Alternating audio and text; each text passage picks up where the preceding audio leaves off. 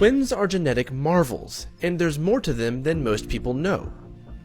Getting pregnant is not an easy task, and when you think about it, that makes sense. Of some 200 million sperm released at once, only 100,000 ever get a chance to reach the womb. And out of these 100,000 sperm, only one lucky swimmer might get a chance to fertilize an egg, which might result in a successful pregnancy. But, as difficult as it may be to get pregnant, sometimes people get a little extra lucky. Very rarely, two sperms manage to fertilize an egg, and this is where twins come from. Of course, there are cases where many more sperm are able to hit their targets, leading to triplets, quadruplets, and even more. But for today's discussion, let's focus on twins, because believe me, there is plenty to talk about. When we think of the word twin, we think of two things being the same, but ironically, there are different types of twins. Typically, twins are of two types. In the first type, a single sperm fertilizes a single egg, which then divides, making two identical babies. Identical twins are genetic doppelgangers, sharing the same sex, eye color, and hair color. They look so similar that the untrained eye would not be able to tell two identical twins apart. Another type of twins are known as dizygotic twins, which form when two separate sperms fertilize two separate eggs in the womb. These twins are not identical and are more common than identical twins. Really, they are just two regular siblings that happen to be born at the same time. Finally, there is another far less common type of twins. When two sperms fertilize a single egg, it results in another kind of twinning known as semi-identical twins, and this is one of genetics' most fascinating events. Semi-identical twins are half identical and half non-identical. They can be of different sexes and have different genetic makeups.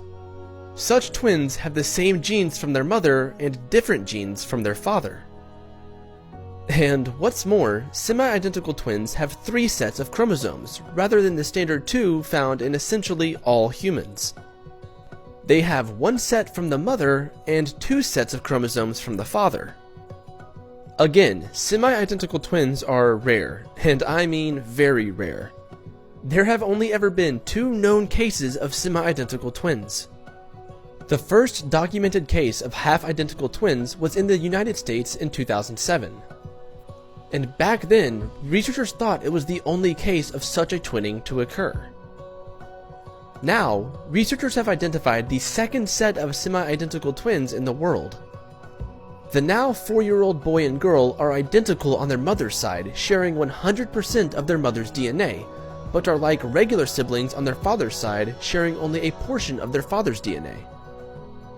We know that such a twinning is not common, but what causes this rare event to occur?